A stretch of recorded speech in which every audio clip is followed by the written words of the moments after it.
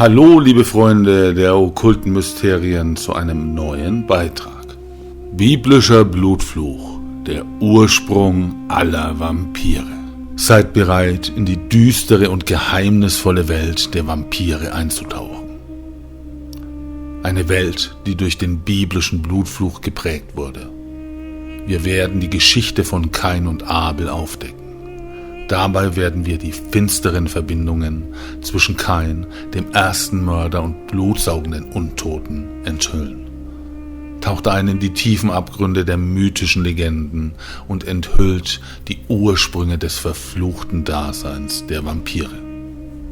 Lasst euch von einer faszinierenden Reise durch die biblische Mythologie entführen. Seid gespannt auf die Enthüllung der Geheimnisse hinter dem biblischen Blutfluch. Gemeinsam werden wir das Dunkle erkunden und die düsteren Pfade der Unsterblichkeit betreten. Welchen düsteren Einfluss hatte die mysteriöse Dämonin Lilith aus der altorientalischen Mythologie auf Kain? Und welche Folgen hatte es, als Kain von ihrem unheiligen Blut trank? Seid bereit, die düstere Wahrheit über den Urvater der Vampire zu offenbaren und die Mysterien des Bösen zu entschlüsseln. Willkommen in der Welt uralter Mythen und Legenden. Willkommen in der Welt der Vampire. Lasst uns gemeinsam eintauchen. Doch bevor es losgeht, wie üblich, das Intro.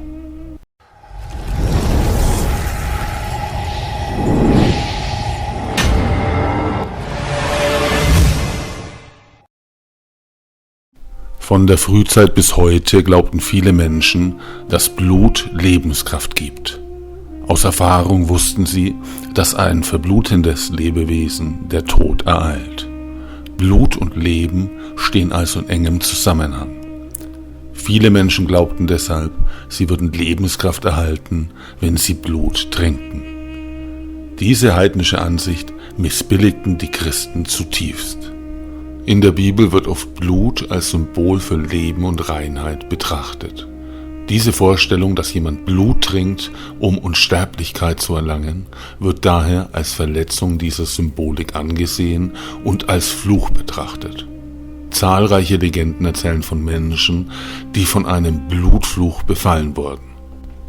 Dazu verdammt, als Vampire zu leben und ewig zu wandeln. Kain und Abel sind biblische Figuren aus dem Alten Testament. Kain, der als Stammvater der blutsaugenden Untoten in modernen Vampirgeschichten verehrt wird, trägt eine düstere Geschichte in sich. Als er seinen Bruder Abel aus Eifersucht tötete, wurde er daraufhin von Gott mit einem Fluch belegt. Dieser besagt, dass er von nun an bis in alle Ewigkeit als Umherziehender und Ruheloser auf der Erde leben muss. Dies wird in der Bibel im Buch Genesis Kapitel 4 beschrieben. Sein Schicksal war durch den Fluch besiegelt und verurteilte ihn dazu, als untoter Blutsauger auf der Erde zu wandeln. Sein Schicksal als erster Mörder in der Bibel und somit als Auslöser des Bösen verleiht ihm eine düstere und geheimnisvolle Aura. Die Verbindung zwischen Kain und dem ersten Vampir ist unumstritten, da beide als Vorreiter ihrer Art angesehen werden. Daher wird er mit dem ersten Vampir in Verbindung gebracht, da beide als Wegbereiter ihrer Art angesehen werden. Kain wird als eine Art Schutzpatron für alle Vampire betrachtet. In den Überlieferungen wird Kain von Gott auch mit einem Zeichen versehen. Dies ist ein Mal auf seiner Stirn, das ihn als denjenigen kennzeichnet, der von Gott verstoßen wurde. Kain wanderte in das Land Nod. Gott hatte ihn verstoßen und ihm untersagt, je wieder von den von ihm erschaffenen Früchten zu essen. Stattdessen solle er sich nur noch von Blut ernähren können. Aber weil dies noch nicht reichte, nahm Gott ihm jegliche Möglichkeit, in das himmlische Paradies einzutreten, indem er ihm die Unsterblichkeit gab. Kain blieb ein Äon lang in Nod. Er kehrte schließlich zurück in das Land, das sein Bruder Seth aufgebaut hatte. Hier gründete und herrschte er über eine große Stadt. Auch traf er auf Lilith, Adams erste Frau. Diese weigerte sich seinerzeit, sich Adam zu unterwerfen. Nach den Apokryphen reagierte Gott damals wütend auf Liliths Ungehorsam und machte sie zu einer Dämonin. Lilith flüchtete vor dem Zorn Gottes ans Rote Meer, wobei sie täglich Hunderte ihrer Kinder sterben ließ, als Strafe für ihre Trennung von Adam. Daraufhin sandte Gott 3 Engel aus, welche die Verfolgung aufnahmen. Lilith verfluchte die Engel, die versuchten, sie zu zwingen, sich Adam zu unterwerfen.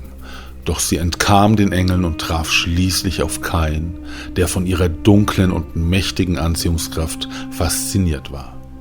Kain war der einzige seiner Art und war bereit, Nachkommen zu zeugen. Sie verführte ihn und offenbarte ihm ihre dämonischen Kräfte. Auf Drängen Kains erlaubte sie ihm schließlich, von ihrem Blut zu trinken. Kain wurde dadurch noch mächtiger und verdorbener. Sie zeugten gemeinsam Nachkommen, Nachkommen des Sohnes von Adam und Eva.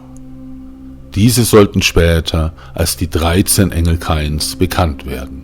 Ihre Namen und Geschichten werden oft als Symbol für die Nachkommen der sündigen Natur von Kain gesehen. In späteren Überlieferungen wird berichtet, dass Gott Noah auserwählt hat, eine Arche zu bauen, um ihn vor der Sintflut zu retten, die die ganze Welt überschwemmen sollte.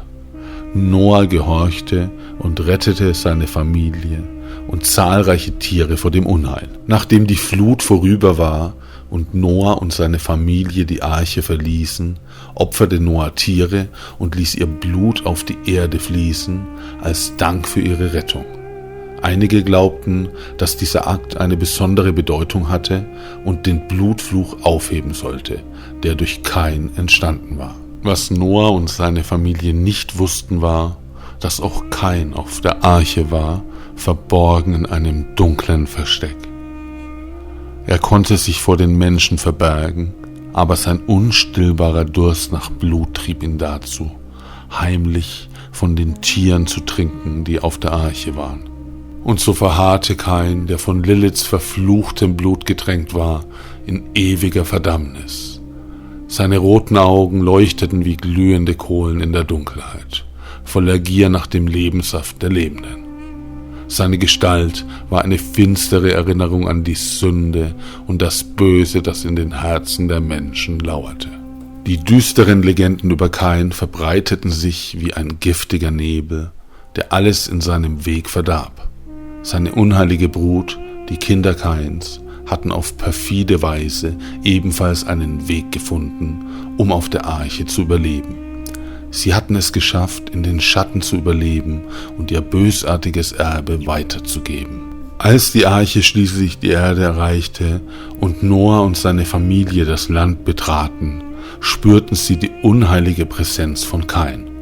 Doch sie konnten ihn nicht entdecken, denn er war ein Meister der Täuschung und des Verbergens. Allerdings hinterließ er eine Spur des Blutes, das die Erde durchtränkte. Sein unheiliges Treiben verbreitete sich wie eine Seuche über das Land. Als die Jahrhunderte vergingen und die Menschen sich des Fluchs bewusst wurden, begannen sie, nach einem Weg zu suchen, um Kain und seine dunkle Sippe zu vernichten. Die Inquisition wurde ins Leben gerufen, um die Vampire zu jagen und zu töten, egal ob sie unschuldige Opfer waren oder nicht. Die Hexenjagd wurde entfesselt und unschuldiges Blut floss in Strömen, um das Böse auszulöschen. Doch je mehr Blut vergossen wurde, desto stärker wurde Kain und seine Nachfahren. Selbst die heiligen Mauern der Kirche konnten sie nicht aufhalten, denn sie kannten keine Angst vor Gott oder dem Teufel. Sie waren die Herrscher der Nacht, die Unersättlichen, die das Blut der Lebenden aufsaugten, um ihre ewige Verdammnis zu lindern.